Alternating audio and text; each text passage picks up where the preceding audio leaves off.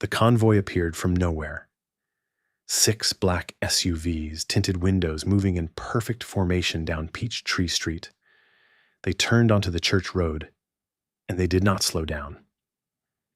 Inside Grace Divine Baptist Church, 200 guests sat frozen. The bride stood at the altar in a white dress she had sewn herself. Her mother was crying in the front row. The groom's family was smiling, but not at her. They were smiling because they thought they had already won. And the mother of the groom leaned over to her husband and whispered, "Finally, the village girl knows her place." That's when the doors exploded open. "Zara, I told you I would never miss your wedding." And a woman walked in that made Mrs. Tatiana Monroe forget how to breathe, because standing in the doorway of that church was the daughter of the president of Ghana, and she was looking directly at the bride with tears in her eyes and a smile on her face. "Zara," she said, "I told you I would never miss your wedding." The bride's hands flew to her mouth. She couldn't speak.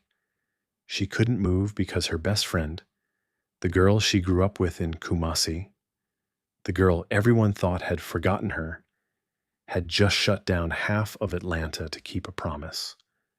But to understand why this moment mattered, you need to understand what they did to her. Let me take you back to where it all began. Now, if you believe that real friendship means showing up when it costs you something, stay with me. Because what this family did to that bride, and what her best friend did in return, it will stay with you long after this story ends. She came from nothing, and they never let her forget it. Zara Sinclair grew up in Kumasi, not the nice part. The part where the roads turned to mud when it rained and children shared textbooks because there weren't enough to go around. And her mother, Althea, was a seamstress. She worked from a small wooden table in the front room of their house. She could make a wedding dress from scraps. She could turn old curtains into Sunday clothes. Her hands could create beauty from nothing, and she taught Zara everything. By the time Zara was 16, she could sew better than women, twice her age. By the time she was 20, people came from 3 villages away to commission her dresses. But Zara wanted more, and she saved every seed she earned, hid it in a tin under her bed. And when she was 24, she bought a one-way ticket to Atlanta. "America will eat you alive," her aunties warned. "You don't know anyone. You have nothing." Zara hugged her mother at the airport. Mama Althea held her daughter's face in her hands. "You have everything," Mama Althea said. "You have your gift, you have your heart, and you have God, and that is more than most people will ever have." Zara landed in Atlanta with $200 and a sewing machine her mother had shipped ahead. She slept on the floor of a cousin's apartment for 3 months. She took jobs at dry cleaners and alteration shops. She worked 16-hour days and sent half her money back home. And slowly, she built something. Sinclair Tailoring, a tiny shop on a side street in East Atlanta. Just 1 room, 1 sewing machine, and 1 dress form in the window. But word spread because Zara's hands created magic. Brides came to her when they couldn't afford the designers, but still wanted to feel like queens. She made dresses for women whose mothers couldn't afford fabric. She stayed up until 3 a.m. to finish gowns for clients who had nowhere else to turn. Her prices were fair, her heart was full, and her shop was always busy. That's where she met Darius Monroe. He walked in on a Tuesday afternoon, tall, well-dressed, and the kind of man who looked like he had never stepped foot in a shop this small. "I need a suit altered," he said. "My tailor canceled. Someone recommended you." Zara looked at the suit. It was expensive, Italian, the kind that cost more than her rent. I can have it ready by Friday, she said. Thursday, if you're willing to pay rush fees. He smiled. I'm willing. She took his measurements. Professional, quick. She didn't notice him watching her hands move, but he noticed, and he came back on Thursday. The suit fit perfectly. He tried to pay double. The rush fee is included, Zara said. I don't overcharge. Then let me take you to dinner instead. She laughed. You don't even know my name. Zara Sinclair. It's on the sign outside. And your cousin told me you've been single for 2 years because you're too focused on work. Zara's eyes went wide. My cousin told you that. I'm very persuasive. She should have said no. She had orders to finish, fabric to cut, a life that didn't include men who wore suits that cost more than her car. But something about his eyes made her feel seen. One dinner, she said. And you're paying? He grinned. I wouldn't have it any other way. They welcomed her with smiles, but smiles can hide daggers. One dinner became 10, 10 became 100, and before Zara knew it, she had fallen in love with Darius Monroe. He was everything she never knew she wanted. He made her laugh. And he brought her lunch when she forgot to eat. He sat in her tiny shop and watched her sew, asking questions about stitches and seams like they were the most fascinating things in the world. And he never made her feel small. My family wants to meet you, he said.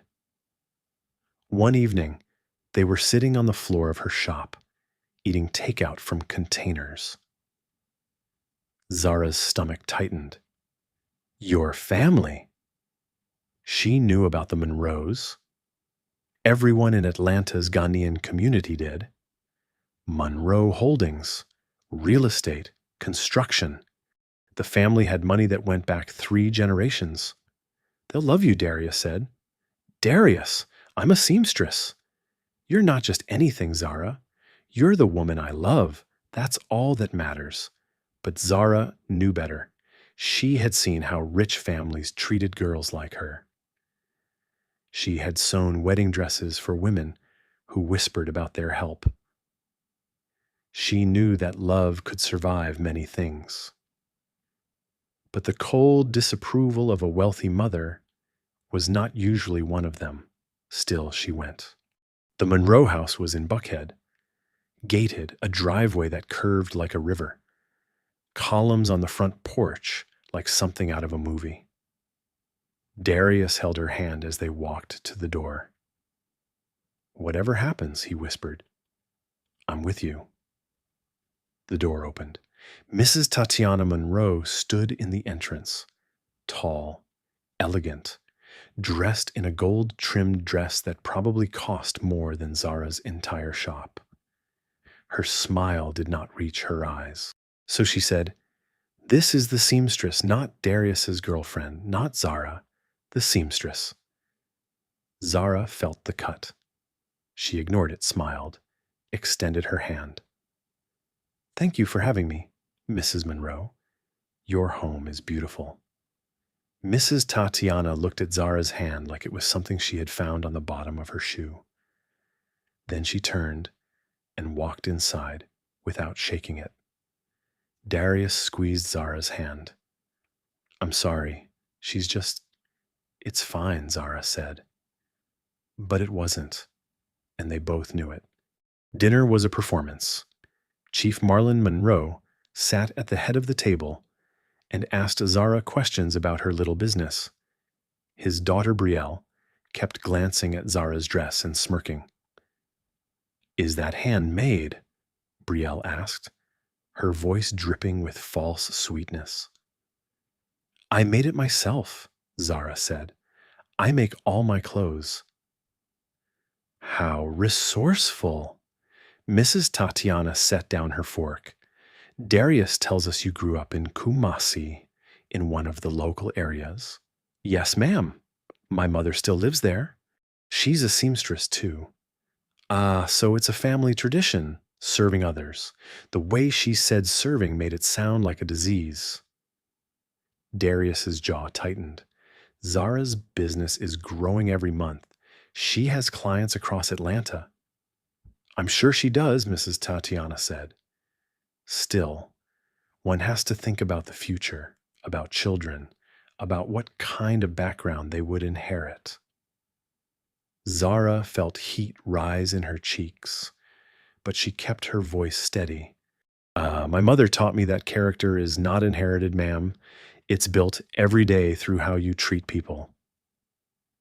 The table went silent.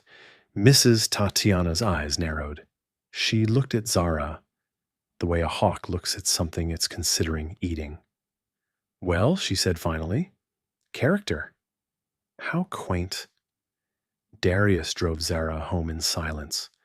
When they pulled up to her shop, she finally spoke. Your family hates me. They don't know you yet. They don't want to know me, Darius. I'm a village girl with a sewing machine. That's all they see. He turned to her, took her hands. Then we'll make them see more. I love you, Zara. That's not going to change because my mother is difficult. Difficult is an understatement. He laughed. Then he got serious. Give me time. I'll bring them around. Zara wanted to believe him, but she had seen the coldness in Mrs. Tatiana's eyes. That kind of cold didn't thaw. It just waited. Some friendships are written in childhood and sealed in blood. To understand what happened next, you need to understand Laila York. Laila York grew up 3 houses away from Zara in Kumasi. Their mothers were friends. They shared a classroom. They shared secrets. They shared dreams. When they were 12, Layla's father won an election. Suddenly, her family was important.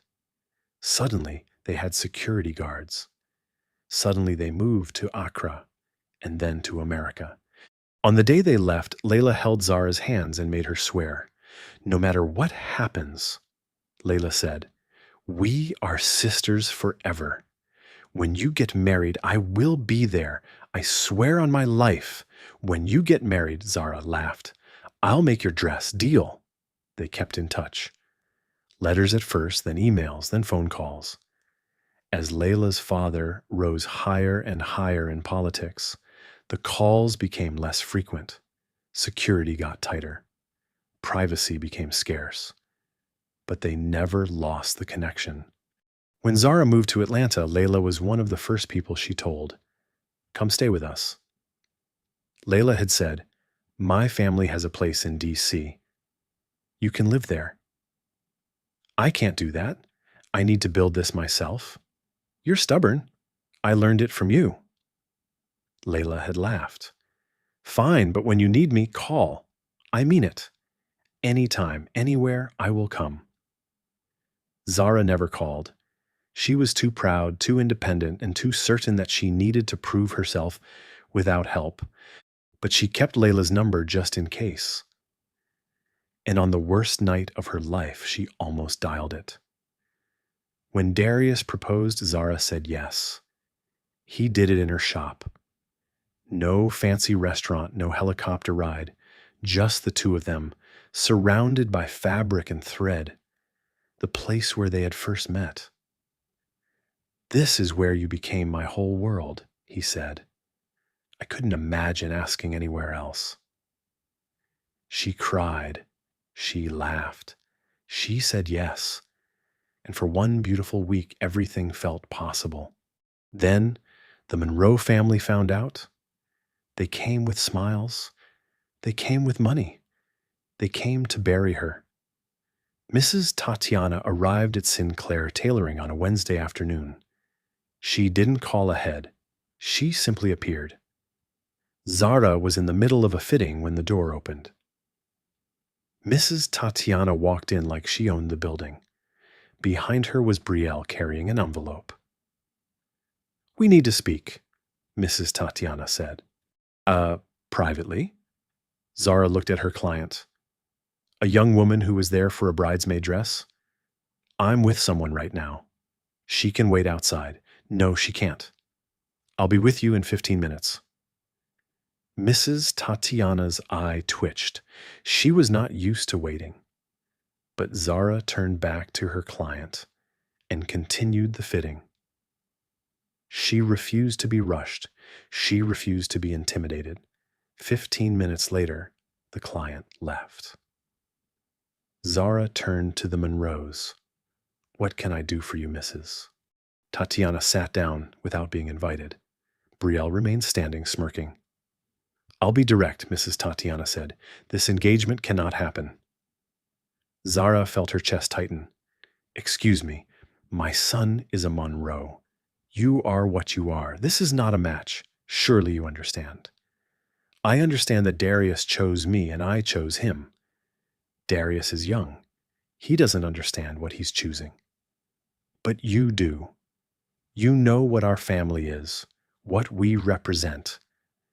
A seamstress from Kumasi cannot become a Monroe. I'm not trying to become a Monroe. I'm trying to marry the man I love. Mrs. Tatiana smiled, cold, patient, like a predator who knows its prey is trapped. Love, such a pretty word. But let me show you something more real. She nodded to Brielle. The envelope came forward. Brielle placed it on the table and opened it. Inside were stacks of cash. More money than Zara had ever seen in one place. $100,000. Mrs. Tatiana said, cash today. All you have to do is walk away. Tell Darius you changed your mind. Leave Atlanta, go back to your village. Zara stared at the money. Her hands were shaking, but not with greed, with rage. You think you can buy me? I think everyone has a price. Yours is simply lower than most. Zara stood up. Her voice was steady. Her eyes were fire. Get out of my shop. Think carefully. Get out. Mrs. Tatiana's smile vanished. Her face hardened into something ugly.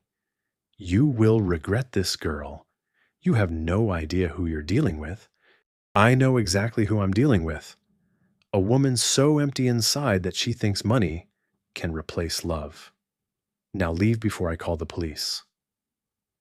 Brielle gasped. No one talked to her mother this way. Mrs. Tatiana stood slowly. She gathered the envelope. She walked to the door and she turned. Enjoy your little shop while you can, because after I'm done, you won't have anything left. The door slammed behind them. Zara stood alone. Her hands were still shaking. Her heart was pounding. She wanted to call someone. Anyone. Her fingers hovered over Laila's number, but she couldn't do it. Not yet. She needed to fight this herself. She didn't know that fighting alone was exactly what Mrs. Tatiana was counting on. If this story is already burning inside you, stay with me. Because what happened to Zara in the weeks before her wedding, and who showed up when she needed someone most? You're not ready for how this ends. They came for her slowly, piece by piece, until there was almost nothing left. Mrs. Tatiana Monroe was not a woman who made empty threats. Within 1 week, Zara's life began to unravel. First came the landlord. He showed up at her shop with an apologetic face and a notice in his hand. I'm sorry, Zara, I have to sell the building. New owner wants the space empty in 30 days. 30 days? I have a lease. The new owner's lawyer says there's a clause. I'm sorry, I really am. Zara looked at the notice. The new owner was a company she didn't recognize, but she knew who was behind it. Then came the suppliers. The fabric wholesaler she had used for years suddenly couldn't fulfill her orders. Then another, then another. Supply issues, they said. Nothing personal, but Zara knew better. The Monroe family had connections everywhere. Then came the clients one by one, but they canceled.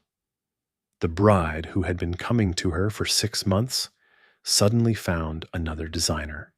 The boutique that had been ordering 20 dresses a month stopped calling. Zara watched her business crumble. Everything she had built, everything she had sacrificed for disappearing like smoke. She told Darius he was furious. "This is my mother. I'll stop her." "How?" "She controls everything. Your family business, your trust fund, your entire world. I don't care about any of that. I care about you, Darius. She's your mother. A mother who is trying to destroy the woman I love. That's not family. That's war." He confronted his parents that night. Zara wasn't there, but she heard about it later. Chief Marlin tried to reason with his son. "Think about your future, boy. There are plenty of suitable women. I don't want suitable. I want Zara." Mrs. Tatiana was calm, colder than ever. "Then you can have her without a penny from this family, without your name on any of our properties, without your position at Monroe Holdings. Choose her, and you choose poverty." Darius didn't hesitate. "Then I choose her." He walked out of his parents' house that night with nothing but the clothes on his back and his car keys. He showed up at Zara's door at midnight. She was crying. He was shaking. "I'm sorry," he said. "I'm sorry they're doing this to you. Darius, you gave up everything." "No, I gave up things. Money, status. None of that is everything. You're everything." She held him. They cried together on the floor of her crumbling shop. And for a moment, she almost called Laila, but the shame stopped her. How could she tell her successful, powerful best friend that she was losing everything, that she wasn't strong enough to fight alone? So she stayed silent, and the wedding date kept getting closer. They saved their cruelest blow for the night before the wedding. And the rehearsal dinner was supposed to be small, just close friends and family. Zara's mother had flown in from Kumasi. A few of Darius's cousins who still spoke to him. Some friends from the church. Zara had made her own rehearsal dress. Simple, elegant white silk with gold thread that her mother had embroidered by hand. "You look like a queen," Mama Althea said, tears in her eyes. "I don't feel like a queen, Mama. I feel like I'm about to go to war." "Then go to war, but go with your head high." A Sinclair woman never bows to anyone but God. The dinner was at a small restaurant Darius had rented out. Nothing fancy. They couldn't afford fancy anymore, but the food was good. The company was warm for 2 hours. Zara almost forgot about the Monroes. Then the doors opened. Mrs. Tatiana walked in. Chief Marlin behind her, Brielle smirking and at the rear. The restaurant went silent. "We heard there was a celebration," Mrs. Tatiana said, and her voice was sweet like poison. "Surely the mother of the groom should be present." Darius stood up. "You weren't invited.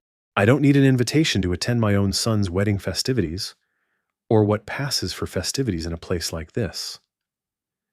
She looked around the restaurant like it was a garbage dump. Zara's mother stood. Her small frame somehow filled the room. "You are not welcome here. Please leave." Mrs. Tatiana laughed, actually laughed. The village seamstress speaks. How charming. She turned to the other guests. "Do you all know who this woman is? Where she comes from? What she's done to trap my son?" "Mother," Darius started. "She's a gold digger. A scheming little nobody who saw an opportunity and took it. And you're all sitting here celebrating while she destroys a good family." Zara felt the tears coming. She blinked them back. She would not cry. Not in front of this woman. "Mrs. Monroe," Zara said, her voice steady, "I have never asked Darius for a single thing. Not his money, not his name, not his family's approval. I only asked for his love, and he gave it freely. Because he's a fool, because you manipulated him, because he has a heart, something you seem to have misplaced." The room gasped. Mrs. Tatiana's face twisted. She took a step toward Zara. "You will never be a Monroe. Not tomorrow. Not ever. And when this marriage falls apart, and it will, you will have nothing, no shop, no clients, no future. I will make sure of it." She turned to Darius. "This is your last chance, son. Walk away from this woman. Come home." Darius walked toward his mother. For a moment, Zara's heart stopped. Then he walked past her. He took Zara's hand, and he faced his mother. "Home is wherever she is. Goodbye, mother." Mrs. Tatiana's face contorted with rage. She looked at Zara with pure hatred. "You will regret this. Tomorrow you will see what happens to girls who don't know their place." She turned and walked out. Her family followed. The restaurant was silent. Zara was shaking. Darius held her. "It's over," he whispered. "She can't hurt us anymore." But Zara knew it wasn't over. She could feel it in her bones. Tomorrow was the wedding, and Mrs. Tatiana had promised that tomorrow Zara would see. She woke up with fear in her heart. But she put on her dress anyway, the morning of the wedding. Zara barely slept. She lay in bed staring at the ceiling. Her wedding dress hung on the door. She had made it herself. Every stitch, every bead, every inch of lace. It was the most beautiful thing she had ever created, and she was terrified to put it on. Her mother knocked on the door at 6 a.m. "Come, let me do your hair." They sat together in silence. Mama Althea's hands moved through Zara's hair, braiding it with the same skill she used to sew. "Are you afraid?" Mama Althea asked. "Ah, yes. Good. Fear means you care. But don't let it stop you. You have survived everything that woman has thrown at you. Today is just one more battle." "What if she does something at the church?" Mama Althea stopped braiding. She turned her daughter to face her. "Then you stand tall. You look her in the eye. And you remember who you are. You are Zara Sinclair. Your grandmother survived famine. Your mother raised you alone. And you crossed an ocean with nothing and built a life with your hands. No rich woman in a gold dress can take that away from you." Zara felt tears falling, but she also felt something else. Strength. Now Mama Althea said, "Let's put on your dress." The dress fit perfectly. Of course it did. Zara had made it. She looked at herself in the mirror. White silk, gold thread, her mother's embroidery around the neckline, her own dreams stitched into every seam. "Ah, you look like your grandmother on her wedding day," Mama Althea whispered. She would be so proud. Zara took a deep breath. She was ready. Or so she thought. They arrived at Grace Divine Baptist Church at 10 a.m. The ceremony was scheduled for 11. The church was beautiful. White flowers everywhere, candles in the windows, 200 chairs arranged in neat rows. Most of the guests were already there. Zara's side, friends, church members. A few of Darius's cousins who had defied his parents.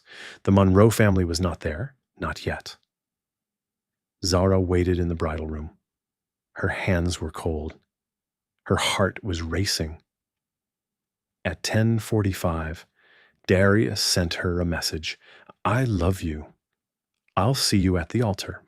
No matter what happens, you're my home." She clutched the phone to her chest. She could do this. She could. At 10:55, the music started. Zara walked to the church doors. Her mother walked beside her. She had no father to give her away. But Mama Althea was enough. Mama Althea was everything. The doors opened and Zara walked toward the man she loved. The church was full. Every seat taken, faces smiling, tears already falling. Darius stood at the altar. He was crying. Happy tears. His eyes never left her. Zara felt the world narrow to just him. Just this moment. Just this love. She reached the altar. Her mother kissed her forehead and sat down. Pastor Wilmot smiled. Beloved, we are gathered here today. The church doors exploded open. Mrs. Tatiana Monroe stood in the entrance. Chief Marlin and Brielle behind her, and behind them, a man in a suit carrying papers. Stop this wedding. Every head turned. Zara's heart stopped. Mrs. Tatiana walked down the aisle like a general leading an army. This marriage cannot proceed. I have proof that this woman is committing fraud. Pastor Wilmot raised his hands. Mrs. Monroe, please. She is marrying my son for citizenship. She is using him to stay in this country. I have the documents right here. The man in the suit stepped forward. He held up the papers. Immigration will be here within the hour. This wedding is illegal. The church erupted. Whispers, gasps, confusion. Zara couldn't breathe. This was a lie. Her immigration status was legal. She had worked for years to get her green card the right way. But who would believe her against the Monroes? Darius stepped forward. This is a lie. Zara's papers are in order. I've seen them. You've seen what she wanted you to see. Mrs. Tatiana said, My son, this woman has manipulated you from the beginning. Walk away now before you ruin your life. Zara felt the room closing in. The guests were staring, some with sympathy, some with doubt, some already looking at her differently. She had no money, no power, no proof that she wasn't what they said. She had nothing but her word, and against the Monroes. Her word was worthless. This was it. This was how it ended. She looked at Darius. His face was twisted with anger. But what could he do? Zara felt something break inside her. She looked down at her beautiful dress. The dress she had made with her own hands. The dress that was supposed to be her triumph. Now it felt like a costume. She took a breath. She would walk out with dignity. She would not let them see her crumble. She turned towards the church doors. And that's when she heard it. Engines. Multiple engines growing louder, then the screech of tires, then car doors slamming one after another, and then the church doors opened again.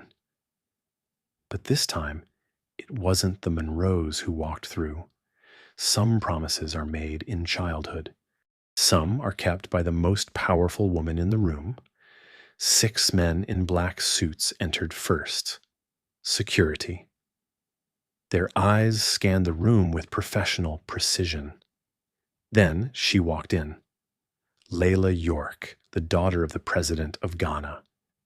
She was wearing a gold dress, not ostentatious, elegant. The kind of elegance that came from growing up with power and choosing to wear it lightly. Her eyes found Zara immediately, and she smiled.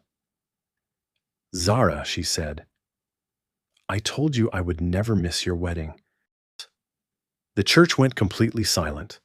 Mrs. Tatiana's face drained of color. Her mouth opened. No sound came out. Chief Marlin took a step back. He recognized that face. And everyone in the Ghanaian community recognized that face.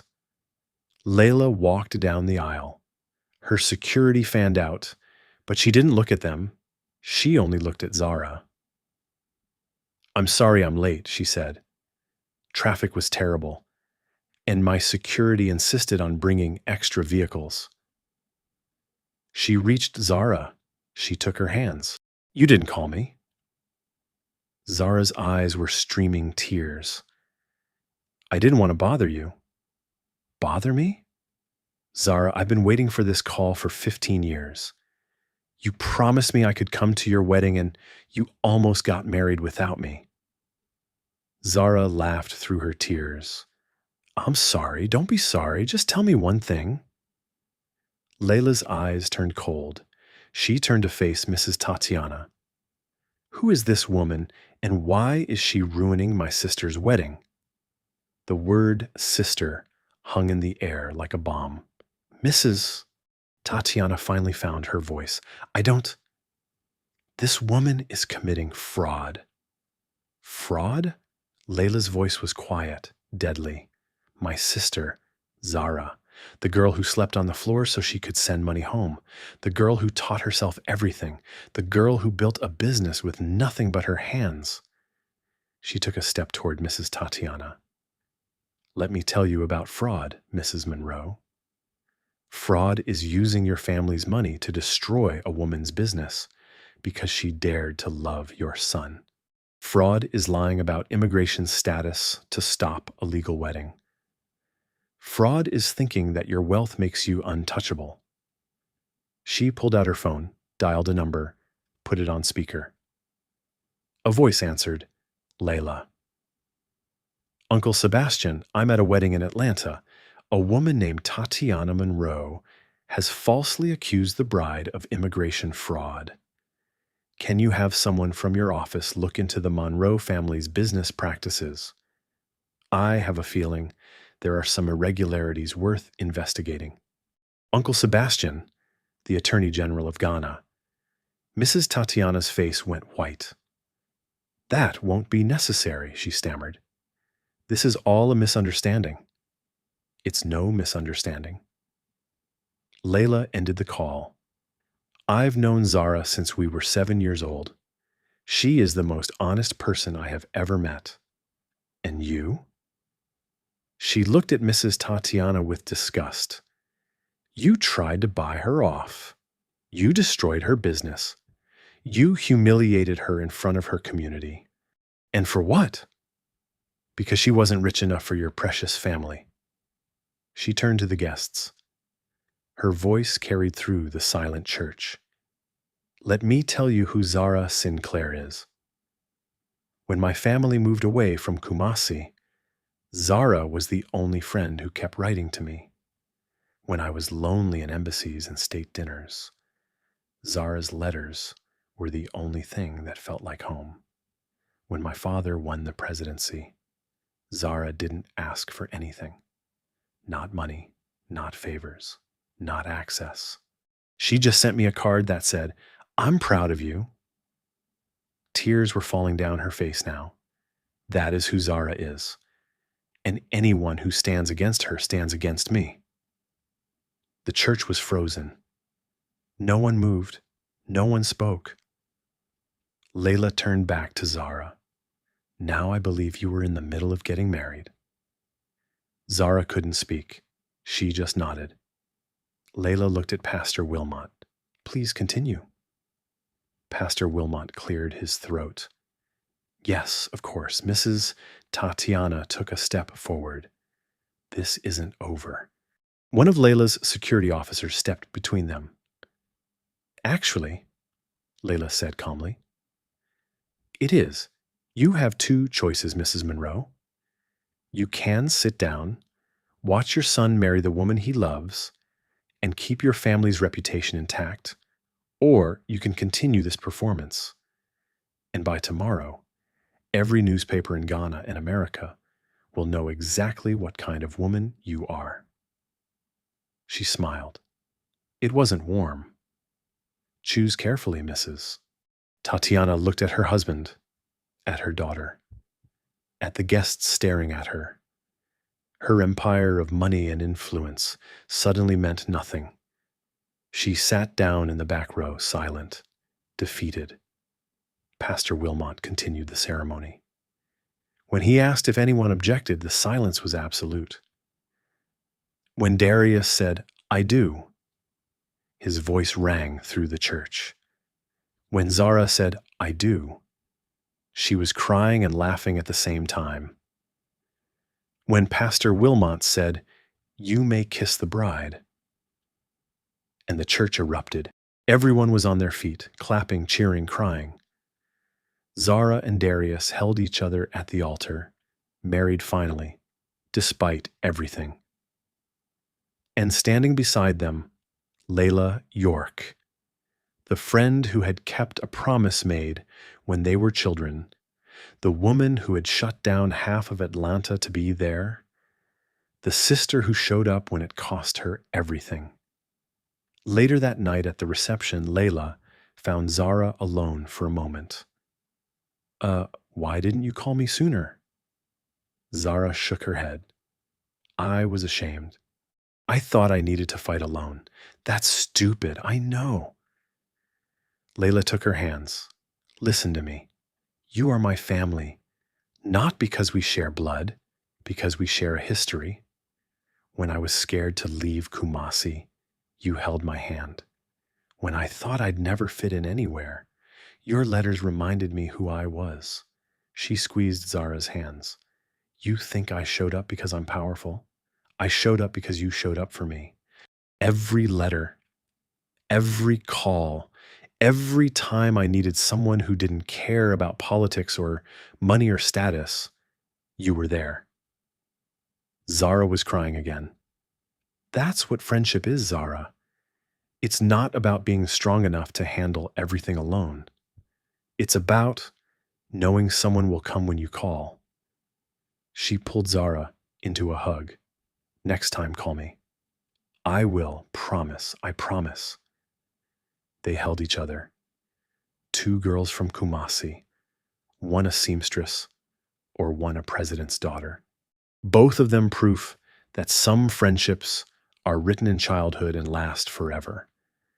They tried to destroy her with money, with power, with lies, but they forgot one thing. The girl they called a village, nobody had something they could never buy. A friend who would cross oceans to keep a promise. That's the thing about loyalty. It doesn't ask what you can offer. It asks who you are. And when you have someone who knows who you are, no amount of money can stand against it. The Monroes had everything. Zara had one friend, and one friend was enough. If this story stayed with you, subscribe and hit that notification bell, because every story we tell carries a lesson. And the next one, it might be the one that reminds you to call that friend you've been too proud to reach out. In the heart of this tale, where a humble seamstress named Zara faced the wrath of a powerful family determined to shatter her dreams, lies a profound life lesson that resonates deeply with all of us. True friendship is an unbreakable force, far more valuable than wealth, status, or influence. Zara, rising from the muddy streets of Kumasi, with nothing but her sewing skills and unyielding spirit, built a life in Atlanta, only to see it threatened by the Monroes' arrogance. They wielded their money like a weapon, dismantling her business, her dignity, and nearly her love for Darius. Yet in her darkest hour at the altar, when lies and accusations loomed like storm clouds, her childhood friend Laila arrived, not just as a president's daughter, with a convoy of SUVs, but as a sister, bound by promises sealed in youth. Laila's intervention wasn't about power. It was about loyalty, the kind that crosses oceans and defies time. She reminded us that real friends don't wait for invitations. They show up when it matters most, turning vulnerability into victory. This story tugs at our souls because it mirrors our own lives. How often do we, like Zara, carry our burdens alone out of pride, fearing we'll burden those we love? We forget that asking for help isn't weakness. It's the bridge that strengthens bonds. In a world obsessed with material success, where families like the Monroes measure worth by bank accounts, this narrative whispers a timeless truth. The richest currency is connection. Zara had one true friend, and that was enough to topple an empire of disdain. It evokes tears and triumph, urging us to nurture those rare relationships that see our true selves, not our circumstances. Imagine if we all cherished our Lailas, the ones who write letters in loneliness, hold hands through fears, and storm in to defend us. Life's battles become bearable, even beautiful, when shared. If this lesson stirred something in you, share your own story of unbreakable friendship in the comments below. Let's inspire each other. And if you want more heartwarming tales that reveal life's deepest truths, hit that subscribe button and turn on notifications. Your journey with us could change everything.